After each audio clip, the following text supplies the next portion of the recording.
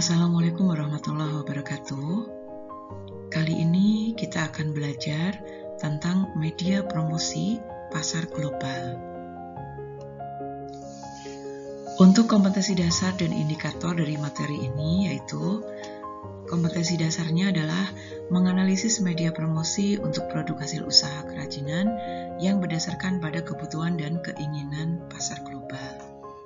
Kemudian, indikator pencapaian kompetensinya, siswa bisa menganalisis fungsi dan tujuan promosi, bisa menganalisis bentuk-bentuk media promosi, bisa memahami pemilihan media promosi yang tepat, dan siswa bisa menganalisis prosedur pembuatan media promosi.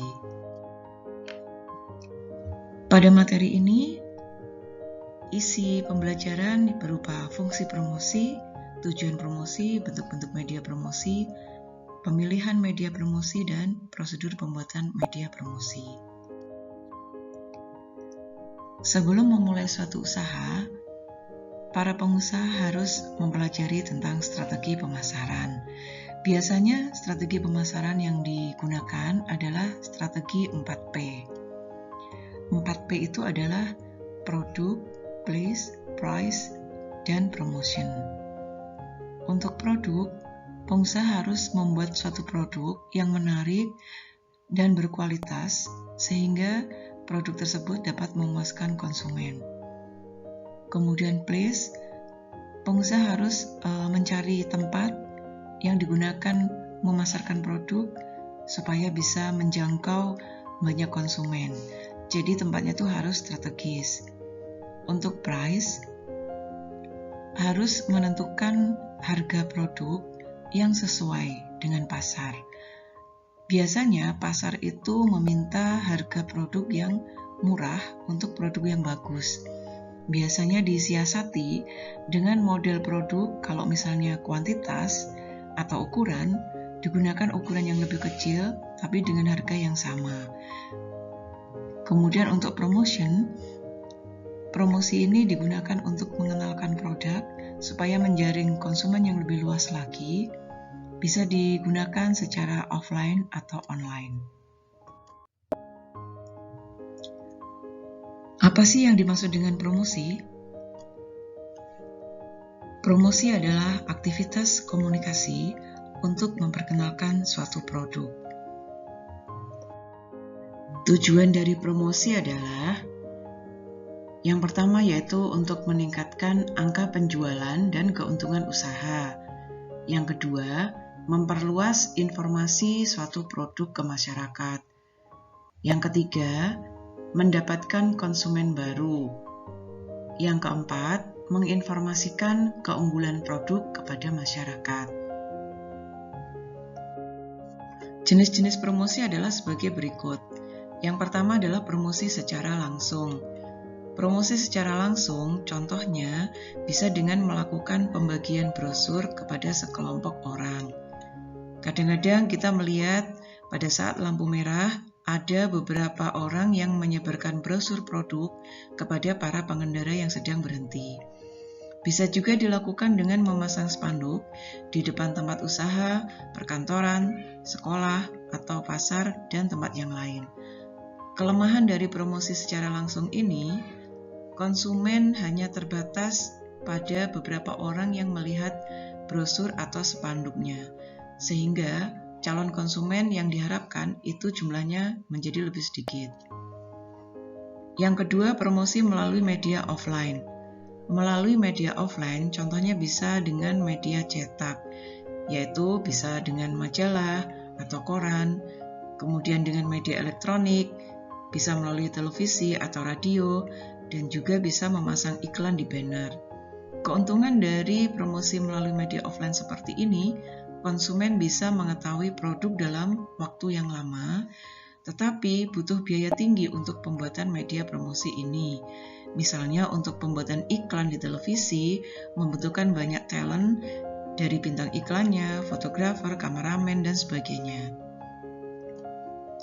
Yang ketiga, promosi melalui media online. Zaman sekarang banyak para pengusaha yang menggunakan promosi media online karena dianggap lebih murah. Kemudian jangkauan luas, produk yang dipasarkan tidak terbatas, kemudian tempat dan waktunya juga tidak terbatas. Yang penting terdapat jaringan internet yang kuat dan bisa diakses sembarang waktu oleh siapapun juga di seluruh dunia. Tetapi kelemahannya, karena saking banyaknya yang melalui media online, akhirnya banyak kompetitor, sehingga harus kreatif untuk menjadi konten kreator suatu media online, supaya menarik konsumen lebih banyak lagi. Pertimbangan-pertimbangan sebelum melakukan promosi usaha offline atau online. Yang pertama yaitu modal.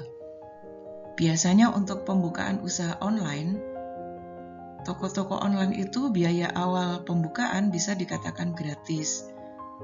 Kalau untuk membuka usaha offline, harus memperhitungkan lokasi, biaya pembangunan, biaya perawatan, dan sebagainya. Jadi membutuhkan modal yang lebih banyak. Kemudian untuk jenis produk, untuk usaha offline bisa menjual banyak produk atau barang, tetapi biasanya butuh tempat stok, sehingga usaha offline itu biasanya produknya terbatas saja, sedangkan usaha online itu tidak terbatas.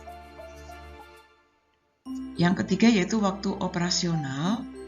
Untuk usaha offline biasanya waktu operasionalnya pada saat jam-jam kerja saja. Kadang-kadang ada yang sampai malam, dibatasi sampai jam 8 malam, dan pada saat tanggal merah biasanya usaha offline ini tutup. Berbeda dengan usaha online, bisa diakses 24 jam non-stop dan bisa dibuka kapanpun juga. Yang keempat yaitu sistem pemasaran.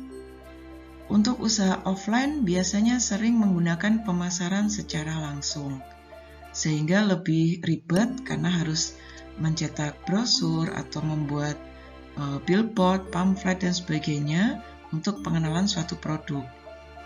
Kalau usaha online, cukup posting melalui media sosial yang bermacam-macam, itu sudah dikenal oleh banyak orang. Jangkauan pemasaran untuk usaha offline itu terbatas, kemudian jangkauan pemasaran untuk usaha online itu tidak terbatas, jadi lebih luas. Kemudian jumlah persediaan produk. Untuk usaha offline, produk itu harus disimpan dalam gudang atau butuh ruang tertentu, tapi untuk online, selain bisa juga ada barang, tapi bisa juga kita mengambil dari barang milik orang lain yang dikirimkan kepada konsumen atau melalui sistem dropship. Kemudian cara penjualan, biasanya usaha offline itu cara penjualannya secara langsung pada saat transaksi ketemu tatap muka dengan pembeli atau konsumen. Kalau usaha online itu tidak usah bertatap muka secara langsung, bisa langsung klik transfer pembayaran ke rekening penjualnya. Untuk sistem pembayaran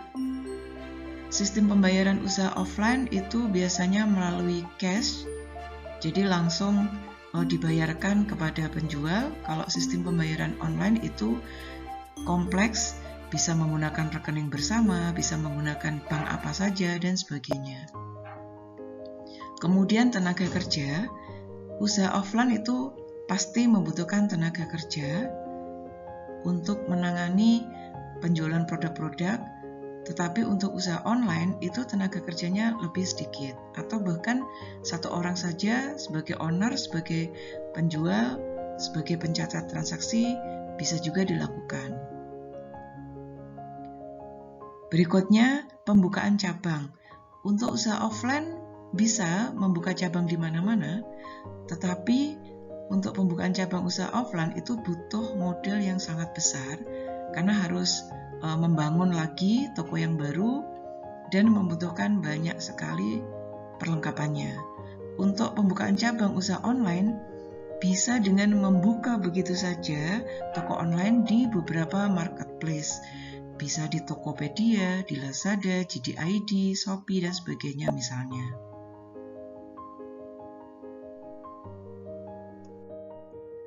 Media promosi offline. Media promosi offline ini adalah media yang digunakan untuk memberitahukan mengenai produk dan profil suatu usaha melalui alat dan langsung tertuju kepada target atau konsumen. Contoh media promosi offline, misalnya promosi ruang terbuka, yaitu bisa melalui brosur, booklet, leaflet, flyer, katalog, banner, pamflet, spanduk, billboard, baliho, kartu nama, dan sebagainya. Biasanya kita dibingungkan oleh istilah-istilah brosur, leaflet, pamflet. Tujuannya sama untuk pengenalan melalui media cetak, melalui kertas biasanya, tetapi brosur biasanya lebih kompleks. Booklet itu bentuknya seperti buku. Kalau untuk leaflet, biasanya hanya lembaran yang sederhana yang berisi tulisan atau gambar yang tidak dibukukan dan biaya produksinya murah. Kemudian pamflet itu biasanya lembar cetak tunggal, tidak membatasi kreativitas desainer, memuat banyak informasi dalam ruang kertas yang terbatas. Misalnya waktu, tempat, harga, dan sebagainya. Jadi memang antara leaflet dengan pamflet itu mirip ya, tapi leaflet lebih sederhana. Berikutnya adalah media promosi produk alternatif. Jadi biasanya para pengusaha menggunakan produk-produk tertentu sebagai produk alternatif untuk media promosinya. Misalnya payung, kemudian kaos, tas, pouch, boneka, bolpen, dan sebagainya.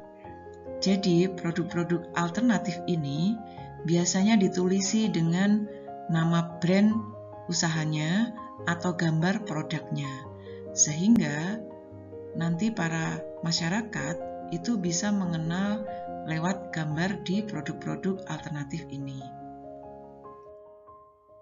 Media promosi offline bentuk lain, misalnya, bisa dengan cara word of mouth atau dari mulut ke mulut. Jadi, seseorang bisa menceritakan kepada orang lain tentang suatu produk dan kelebihan-kelebihannya. Bisa juga dengan telemarketing. Untuk telemarketing, contohnya melalui telepon, biasanya untuk pemasaran suatu produk tertentu. Melalui iklan media cetak, bisa melalui tester atau sampel, supaya calon konsumen bisa paham mengetahui produknya. Bisa juga melalui surat penawaran yang dikirimkan ke konsumen, bisa juga dengan iklan media elektronik.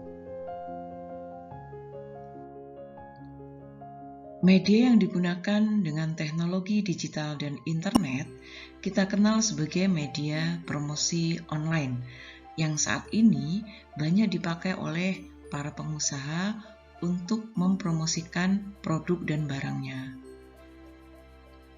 Contoh media promosi online bisa dengan media sosial, misalnya Facebook, Instagram, TikTok, atau Twitter. Jadi, dengan berinteraksi secara online, bisa berinteraksi dengan para followers untuk membuat promosi suatu produk. Kemudian bisa juga dengan SEO Google. SEO itu adalah Search Engine Optimization, yaitu meningkatkan traffic kunjungan calon konsumen. Bisa juga dengan blog atau website. Biasanya untuk blog itu berupa tulisan atau majalah digital. Pada blog bisa bervariasi konten, lebih interaktif, sedangkan untuk website itu biasanya hanya satu macam konten dan hanya admin yang komen di situ. Bisa juga dengan menggunakan YouTube. Video marketing misalnya bisa dengan tutorial atau endorse. Misalnya tutorial makeup atau tutorial bagaimana cara menggunakan suatu alat, yang itu bisa dikenal oleh masyarakat dan masyarakat menjadi tertarik. Kemudian media promosi online berikutnya yaitu melalui marketplace. Contoh marketplace biasanya Shopee, Lazada, JD.ID, Tokopedia, dan sebagainya. Kelebihan dari marketplace itu biasanya transaksinya itu aman dan konsepnya serba ada. Jadi kita bisa mencari bermacam-macam produk lewat marketplace ini. Demikian pembelajaran tentang media promosi. Semoga bermanfaat. Wassalamualaikum warahmatullahi wabarakatuh.